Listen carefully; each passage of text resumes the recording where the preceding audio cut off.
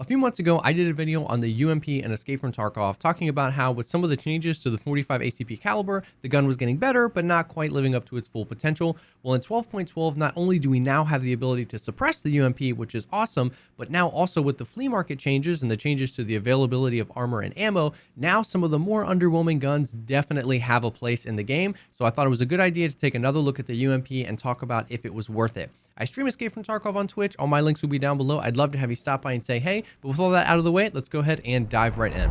So the UMP has been in the game for a while now, and it's kind of gone through a few phases. Not a whole lot of guns in Tarkov use the 45 ACP caliber, so when it was first added to the game, it was just kind of there. The ammo wasn't that great, the gun's not that amazing, and so not a whole lot of people used it.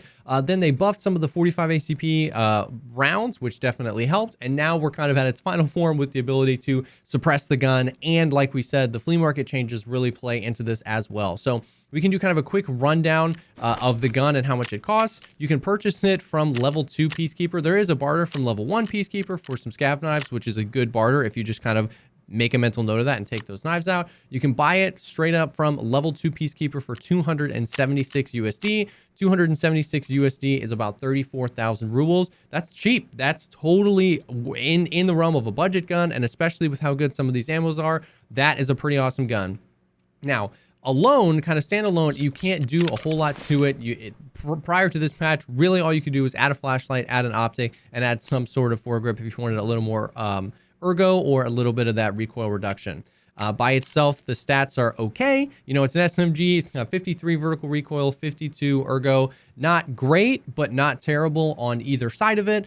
The horizontal recoil is pretty rough. There's a little bit of bounce there with the horizontal recoil, but it was just kind of there.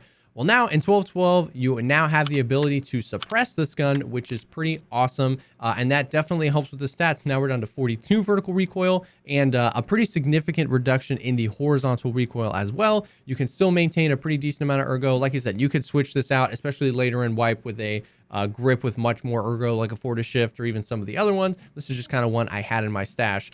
The suppressor for this, however, is expensive. You can also buy it at level 2 Peacekeeper, but it's 406 USD, which comes out to about 50,000 rubles. So almost twice the price of the gun itself just for the suppressor, which I found to be a little interesting.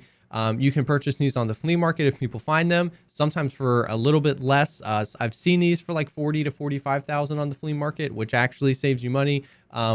But they're still pretty expensive. Now, that's actually not the only way to suppress it. Also from level 2 Peacekeeper, you can buy the threaded barrel for 74 USD, and then you can put the Silencer Co. Omega adapter on that, which is very cheap, only about 4,200 rubles, and then you can put the Silencer Co. Omega 45 suppressor on there, and that comes out to about 34,000. I'm pretty sure you can buy this from maybe like level 4 Mechanic or level 4 Peacekeeper, but right now at level 3 traders, I don't have access to buy this straight up, so I have to buy it from the flea market.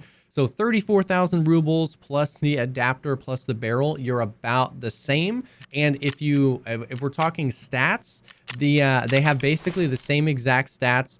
The kind of like built for the UMP suppressor, the more expensive one, has a little bit better ergo and a little bit better horizontal recoil, but they both end up being exactly the same vertical recoil. So as the wipe progresses, whichever one you can get cheaper, they're practically the same. It's not that big of a difference, but if you want quick and easy and you've got the USD, just purchase the UMP suppressor from Peacekeeper. But that's this guy. So what I want to do is kind of like take it into the hideout and just shoot a few mags to show you guys the recoil and how it feels, because not only is it the fact that the suppressor helps with the recoil, but now we have the whole new recoil system. So recoil is kind of all over the place in 12.12. So I'll shoot 2 mags at this target right here, starting here. This one, I'm not going to compensate for recoil at all. I'm just going to hold mouse 1 and we can kind of watch how it climbs. So like you can see, up and a little bit of that left and right. Once again, the UMP has a bit more horizontal recoil than other guns, but definitely still very usable. And then this one, I will actually kind of try and control the recoil and keep on target better. There isn't a whole lot of climb. There's not a whole lot you have to do as far as pulling down. And the left-right horizontal recoil is unpredictable. So you can't you can't learn it and then compensate for it. You're basically just trying to keep it as on target as possible, and it really starts to show farther out you go. That was me trying to keep it on target. You're all over that thorax. So once you get out to this, like, you know, 10 to 20 meters, you're not going to be able to consistently drill headshots like you can with some other SMGs, but it's definitely better than it was before. You know, obviously if you crouch, that helps. And that right there is a great example of that horizontal recoil.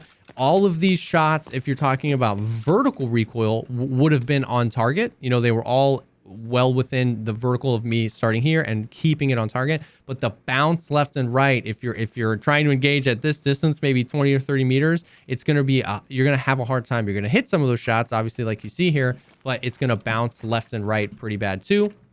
So, but definitely an improvement. And once again, it's hard to compare these things because the new recoil system affects all the guns. So we can't really directly compare how laser beamy it is now versus last wipe. And really, we just kind of have to see how this plays out with all the guns, all the full auto guns, all the SMGs as the wipe progresses. I know people day 1, day 2 of the wipe rocking those MP5s definitely saw that recoil change because the MP5s used to be really, really consistent. And now things are a little bit different.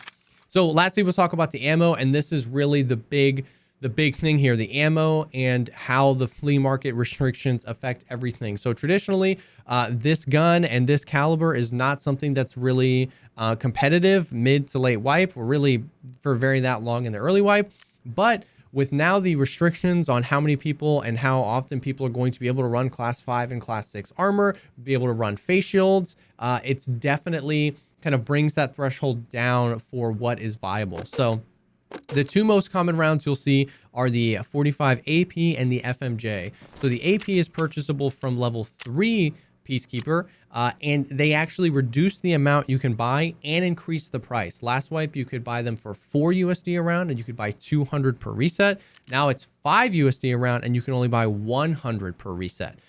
It does have 38 pen and 70 damage, which, like I said, the fact that you're not going to be running to nearly as many people in class 5 or 6 armor, at least through the mid wipe would be my guess.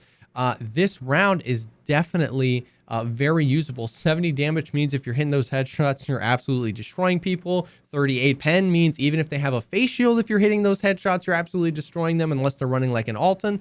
And the 38 pen also means if they've got class 4 or even slightly damaged class 5 armor, you're probably going to be doing really, really well with a few body shots against this. The FMJ round is the second best when we're talking about pen. It's actually available at level 1 Peacekeeper, which is nice, for only 1 USD a round, and you can buy as much as you want. And it actually comes out to like 0.8 USD a round. So it's very cheap, and it's okay. It's got 25 pen and 76 damage, so the damage is a little bit better. 25 pen at this point in the wipe is still pretty usable. Once again, not a whole lot of people using face shields. If they are, they're most likely class 3 face shields, which means 2 or 3 shots of that, and you're going to be penning that. Class 3 armor, damaged class 4 armor, you're going to be able to get through. But the fact that this only has 25 round magazines and that the fire rate is a little slower, only 600 RPM, and you've got to be close, means that the FMJ isn't great, but it's doable, and it's more doable than it's ever been, especially in the early to mid wipe because of the ammo and armor situation.